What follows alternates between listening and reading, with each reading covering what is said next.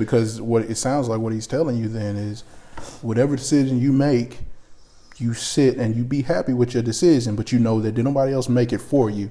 You made it for yourself, so you can accept any consequences that come with it. Okay.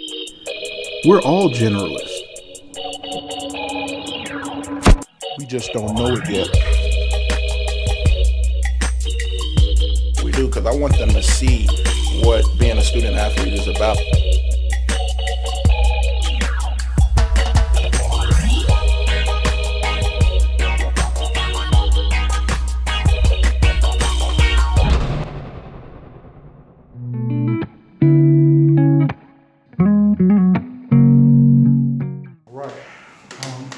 So here today with Dr.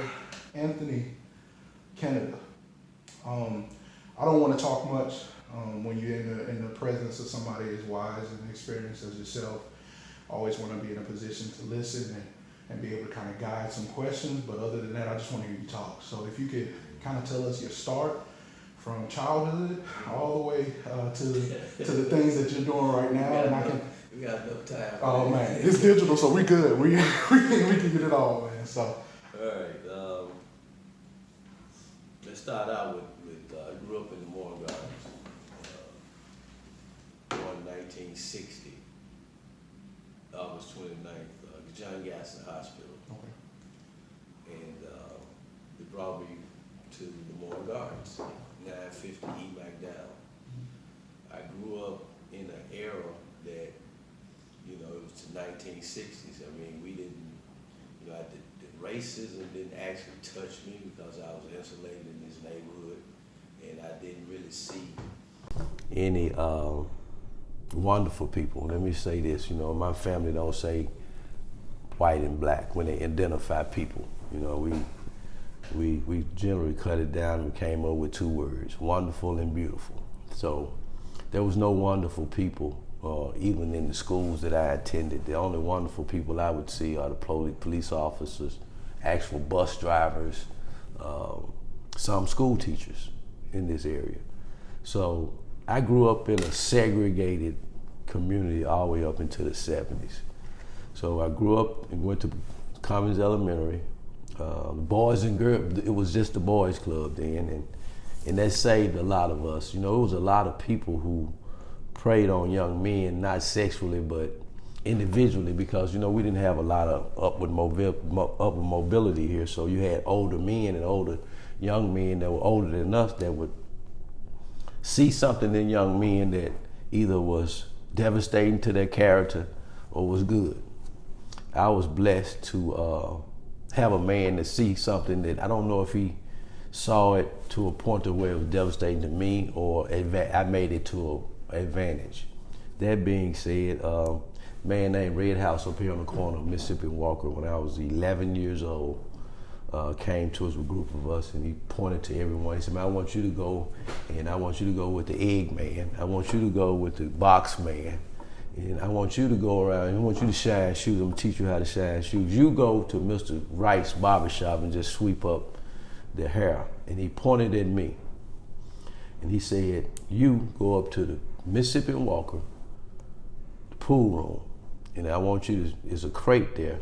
And every time you say, they hear you say, rack 'em, you get on that crate and you rack 'em, and they're gonna give you a quarter every time you do it. Gotcha. Now I grew up, my mother was 13, my dad was 15 when I was conceived on the couch right there in the garden. So my mother and father wasn't thinking about no kid coming up, they were in high school. So theoretically, I grew up with my mother like a sister, and my dad grew up in it was two high schools then, Manassas and Hamilton. I'm thinking about my alma mater, Manassas and Booker, Washington. Okay. My mother grew up in God. My dad grew up on a farm, believe it or not, in Memphis, Tennessee, at Horn Lake Road in Peoples. Wow. Now I'm a Canada, but I grew up Anthony Boyce all the way up until I got 27 years old. Okay. Because I did have a father. My wife and I, we started to have kids, but let me redress. We're getting way ahead of myself. So this man would put me, so I didn't really have any guidance in terms of I didn't have to come home if I didn't want to at 10, 11 years old. Yeah. I could call my grandmother or my mother and say, hey, I'm at Pete's house, I'll be back Tuesday. Now that might have been Tuesday evening. Yeah, okay. So, you know, and it's Yeah, okay. yeah, And just, so I could leave, come in anytime I wanted to. I was the oldest of 7 children. My mother had 4 different dads. That doesn't subrogate the fact that I love her to death. Yeah, absolutely. And would do anything for her today, and has done a lot for her, and will continue to do. But I didn't have any supervision. Okay. The reason why that the streets over here taught me what not to do. Okay. I had 2 uncles. It was a 2-bedroom apartment. My grandmother, my mother, my 2 uncles, and 7 kids. Okay.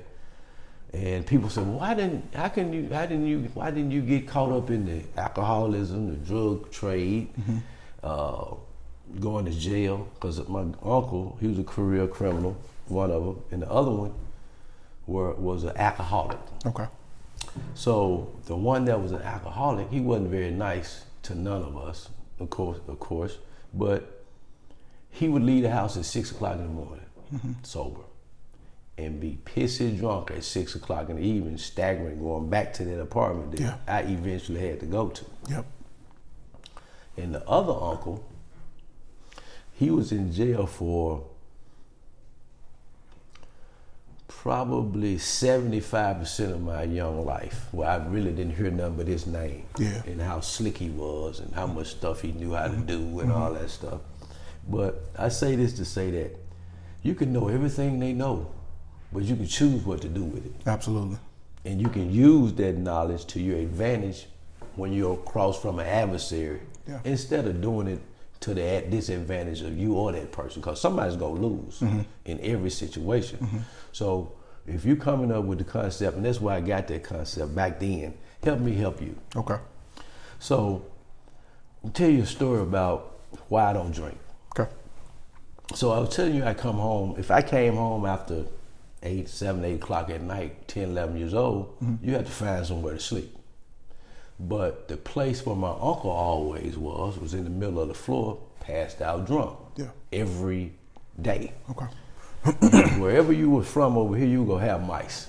Because this is more God, I don't care how clean your house is, you're gonna have That's part of it, yeah. Part of it. So, you know, and like I said, his uncle wasn't very nice.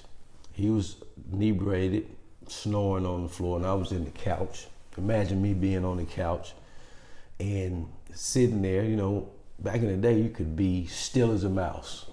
And you know, if you see one and you want to catch it or see what it's doing or see their activities, you just stay still just to see. So saw this mouse come out, walking towards my uncle.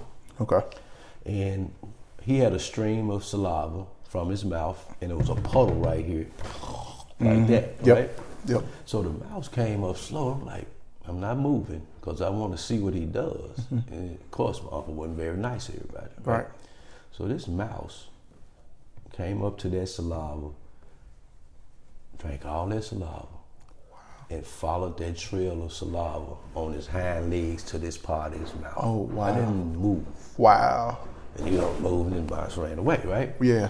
From that day to this day, I would never take a drink. And that's a good reason. You know what I'm saying? Absolutely. And I understand that. So that being said, and then reverse that to my uncle, you know, who actually I looked up to, the one that was in the streets, because he was the mayor of this place. Absolutely. He was the mayor of Mississippi Walker. Everybody, Joe Boyce's nephew. Yeah. Little Joe Boyce, you know what I mean? But I'm a young man, and I understand that I don't want to be like him. Okay. Because I go to school every day, the Boys and Girls Club. Lemoyne-Owen College had a thing back when I was a kid that the president would allow us to come in the library until they closed. Gotcha. So I did a lot of that instead of turning left. Okay. I went to instead of being with some of those infamous people that you hear about and read about, grew up with them. Yep. Know everything they know. I turned right instead of left. Okay. So I could never forget, the only thing positive came out of my uncle's was me not doing what they did. And one thing that uncle that was a criminal said to me, he said, whatever you do, whatever it is, don't ever do anything, whether it's right or wrong, that somebody else think about doing. Yeah. You said, you think about it and you do it, because then he was teaching me that on a criminology instead of something telling me about, hey man, do what's right all the time. Yep. But that stuck with me. Well, because what it sounds like what he's telling you then is whatever decision you make, you sit and you be happy with your decision, but you know that did nobody else make it for you.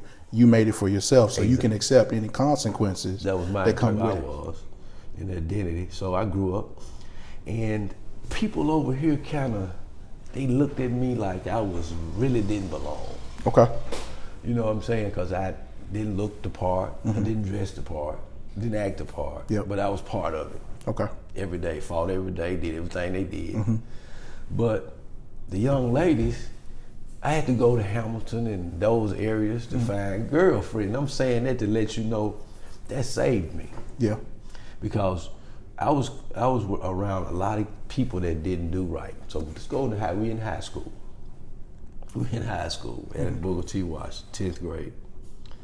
There was a 4th floor at Booker Washington where everybody, famous, infamous people, would go upstairs, either play, shoot dice. That was one of my things. Smoke cigarettes, smoke weed, drink. Yep. In this room. Okay. Before school, every day. Okay. So I didn't smoke nor drink. I shoot some dice. Yeah. But I also had a nice afro at the time. And I don't know if you remember the rakes. Yep. I had a rake. While I was shooting dice, so I'm gonna have to put my rake down. Left my rake after the second bill. You know, you go run off the bell rake. First bill, Bose Walker gonna be up here. Yep. Second bill catch you gotta be out of that room. Okay. I leave out after the first bill. Unbeknownst to me, that $8 rake with the pearl handle is still up in that room. I gotta go back and get that. Okay. So I'm chancing to beat him and get out. So when I come out, Bose Walker right there. Yeah. Smoke coming out. Oh, you can't be here. You got to go. I ain't you. Now, think about this. He didn't want me at the school for whatever reason. Okay. But it saved my life. Tell you how it saved my life. Because I went to Hamilton. Okay.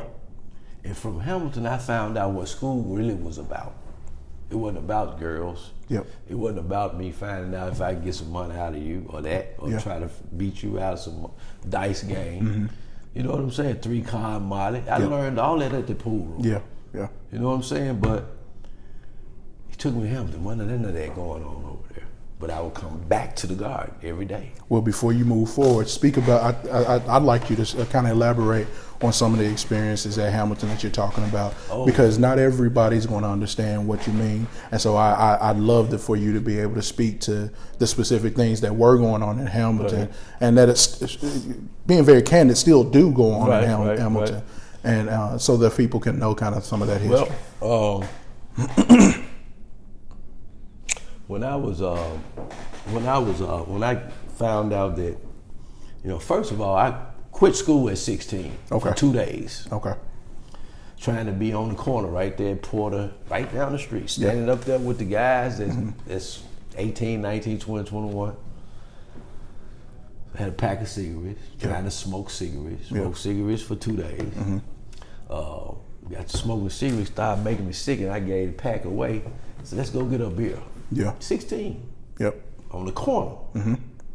So 8 o'clock, 9 o'clock, 10 o'clock, 11 o'clock on the corner. I said, man, this is all y'all do all day?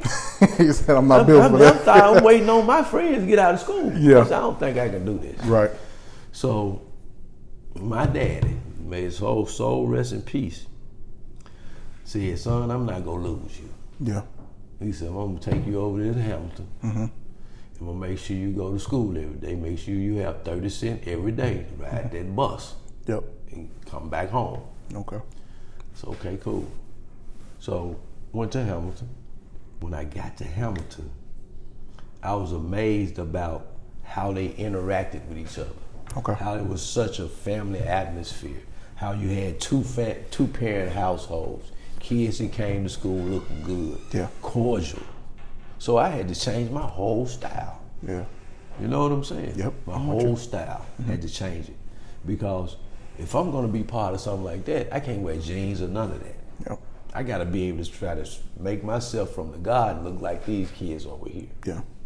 And, So- and I mean, and just for anybody who may be watching that or listening that doesn't understand what Hamilton is a historically black high school in Memphis, Tennessee, on the south on the south side of Memphis, Tennessee, and it's a historically black school. And so we're talking about a school that's been, I mean, in Memphis black culture since day one. And so you know, and it's still going strong. And so that's just a kind of a for those who may not be in this area that don't know what Hamilton is. High School. It's like going to Christian Brothers, you know, but it was a public school back then. Absolutely. People, the neighborhood, and everybody in the neighborhood was part of what, you know, I wanted to be a part of. Absolutely.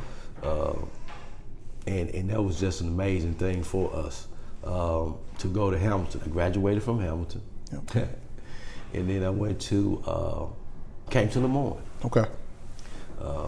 But let me go back. See, I missed a real bad. I've been on my own since I was 14. Okay. So let me talk about when I was pool room, when I was doing the racks, I had accumulated over $1,400 at 14 years old. Okay. And every night I have it in my pocket, you know, tied down. Yep. Because if I put it anywhere, it'd be gone. Right. Or they'll try to take it. Right. So I'm walking down the street. I always spoke to the ladies and the gentlemen on the porch. Miss Parker, I never forget her. Miss Parker, how you doing? Hey boy, how you doing? They ain't treating you bad up at that pool room, are you? No ma'am, no ma'am. And keep on walking. This happened every day, right? So one day I saw this sign on the door saying, for rent, Van Court, for rent. Okay. I said, Miss Parker, what is that? She said, boy, you can't afford no $100 a month. I said, Miss Parker, if I could give you that every month, could I stay up there? She said, I've been knowing you all your life. Boy, yeah. I know you go take her. I don't care how old you is. I see what you doing. You ain't doing what them other boys doing. Yeah. Gave her $100. So from 14 Yeah. to now, I've been on my own. Okay. Right across the street. Now, the house was right up the street. Wow. On Walker Street. Yep. Both of those houses are torn down now, but the steps are still there. Okay. Across the street from there was 740 Walker. Okay. It was the first African American millionaire in our neighborhood, Mr. Olive. Okay. Okay, Mr. Olive, that house still standing there in pristine condition right there on the corner. So I'm like marveled in those houses, walking past them every day. I'm like, I grew up in Lemoyne Gardens. Okay. You know what I'm saying? And I stayed there all the way up till I went to Lemoyne. So I was up there. Yeah. When all of this Hamilton stuff was going on. I wasn't going to go to the garden to get something to eat. Yeah. Grandmama was still there. You know, I still would go over there and check on them every day. I slept there every night. Yeah. 14 to now. Not up there, but I've been on my own since then. So let me tell you this story about when I was 7 years old. Okay. I had an auntie, and it's a lot. I'm all over the place, but I ain't got No. I'm all over the place, but you're gonna love this. The audience is gonna love this. I had an auntie from San Francisco. Okay. And she flew in all the time. She was a nice lady, and she always was eccentric. Yep. You know, she sent me $5 a year for my birthday. I thought she was amazing. Yep.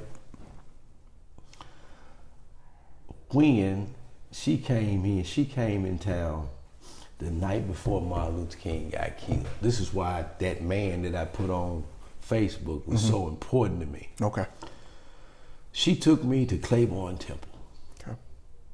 Right? And I heard his speech, 7 years old. Wow. I didn't know what I was listening to. Yeah, absolutely. But if you look at the historical pictures, and you see that woman kissing him on his cheek as he walking out, and that little boy's arm, Yeah. that's my arm. Wow. That's my arm. Wow. That's one historical moment. Yeah. Okay. Okay. The next day he got assassinated. Okay.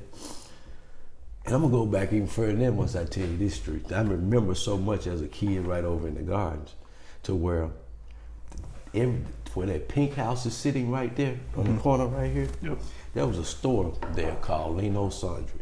Okay. There was a store on the corner right here called Jimmy Choo's. Okay. It was a Chinese guy, Caucasian guy. Then we had Albert Strong on Porter. Then we had Great Ocean, Okay. Big Star on Porter. Okay. Then we had Liberty Cash also. These two Chinese person on that one and this one. Okay. They had the corner. Then you had the Big Star. Then you had Albert Strong, the black guy that had this little thing, a neighborhood guy. Okay. So that night, my grandma, we heard all kinds of shooting, and grandma would tell us to hit the deck, and you know what I mean? We didn't know what was going on, but we know it was riding after that man got killed, right? In Memphis, Tennessee. So the next morning, we stayed in the back here, right over this way. So they started from Porter Street because they broke in every store. They burned down the stores that weren't black owned. That store right there was burned down to a crisp. Wow. This one right here, they broke in. They broke in Liberty Cash. They broke in Great Ocean. They didn't mess with Albert Strong. Right. But they went in and broke in, got all the food, meat, and all that stuff out of it. So the National Guard and the Memphis Police Department came to every door in Lemoyne Gardens, kicked them in if you didn't open them in, and found out if you had anything in your refrigerator that had any of those dates on it, any of those products on it, you went to jail. Wow. So by the time they got back to us, we had left and went to North Memphis because that was the refuge for us back then. Gotcha. North Memphis, they had families. That's where the teachers and all that stuff Gotcha. stayed. So we had some relatives over there, so we went over there. Okay. We had one Coke in the refrigerator. That's all she left in there. That's how bad it was back then. Yeah. 68. So we went over there, and that was a true story where they kicked in these doors over here. Wow. Right. So imagine this in November 22nd, 1963. I was 3 years old. Okay. 3 years old. You should do some research if you can, because I know this for a fact. Okay. It was profusely raining in Memphis, Tennessee. Okay. Profusely raining. Never forget. My grandma was crying. I said, "What's wrong?" "They just killed him." I said, "Kill who?" "The president." That's all I remember. Wow. That's 1963. November 22nd. Yeah. Guarantee it was raining in Memphis. I guarantee it. Yeah. I remember that vividly. Those are two things that happened before I graduated from high school. Got a bunch of stories like that coming up, but those were two of the key that kind of directed me and let me know what I was about and who I was. So with those experiences, how do you feel like that affected you? Obviously as a child at that point, and then as a man, Looking back on it, it didn't affect me then. Okay. You know, but it guided me and had me aware of what my surroundings were and how important, you know, being able to discern and be able to disseminate information. Gotcha. You know, so it was a learning experience, but I was like sucking it in like a sponge. Yeah. So it hadn't locked in yet. Okay. Okay. So I graduated from Hamilton and going to Lemoyne from that house up here, coming over here every day. And back and forth to Lemoyne. And in 1980, 79, 80, my friend Saeed Salat and he was a student up here. He was about 10 years older than me. And I'm going to tell you a story about him too, because we're still great friends and we've done a whole bunch of things together. And this might be somebody you want to talk to in the future. Okay. Absolutely. In 1968, I'm going to tell you a little story about him, and then I'm going to get back to what we were talking about. Memphis used to be able to, the bus, you don't remember this, your parents probably do, or their grandparents. They would come up, you can get on the bus, and they would give you change. You know, change, right? In Memphis. Okay. It was only Caucasian bus drivers. Okay. So in North Memphis, one of the bus drivers got robbed and killed.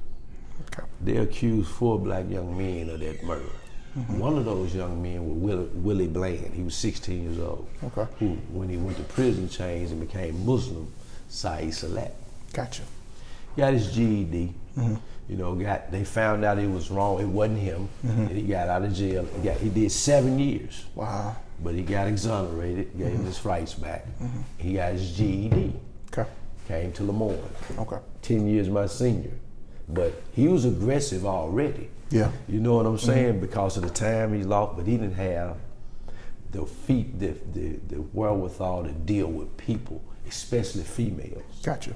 But that wasn't never been a problem for me.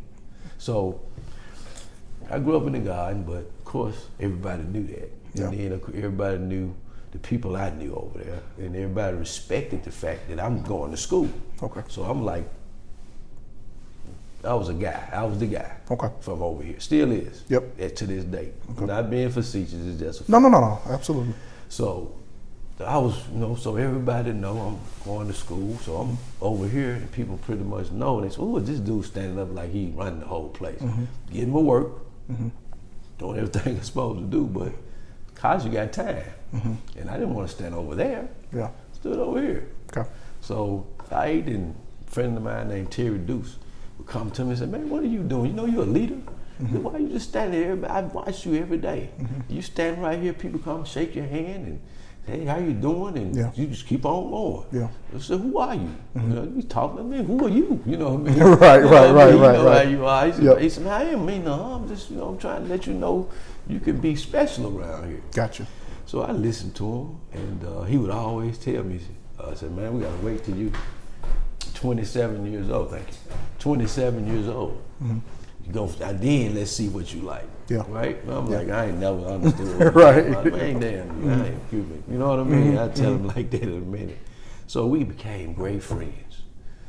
Martin Luther King's birthday was, Ronald Reagan was the president. Martin Luther King didn't have a birthday.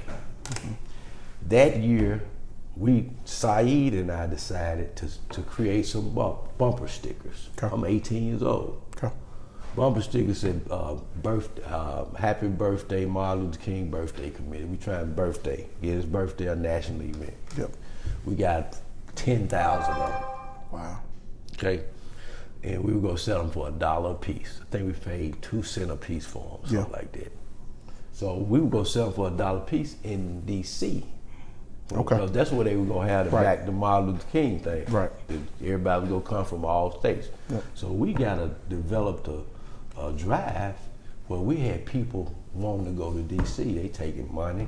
Okay. We got 5 buses. Okay. This 18, he 26. We done got 5 buses filled up. Wow.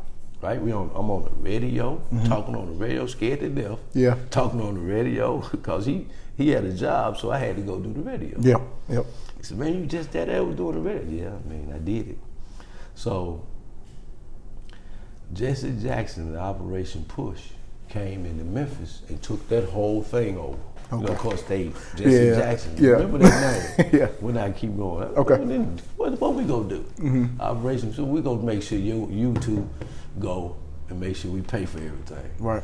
That was not enough for us. Yeah. So we went to Dean Cross on this campus and told him what the situation was. He said, "Well, if you can just go ahead and try to see if you can fill up your little bus where y'all can go. Yeah. I'll give you a gas card so you won't have to worry about no gas going up there." Yep. Did that. We had probably 6, 8 people, including me and him. We took up and got a hotel room, cooked up. It was a great event. We sold every one of them bumper stickers. There you go. Up there. Okay. That was an experience I'll never forget.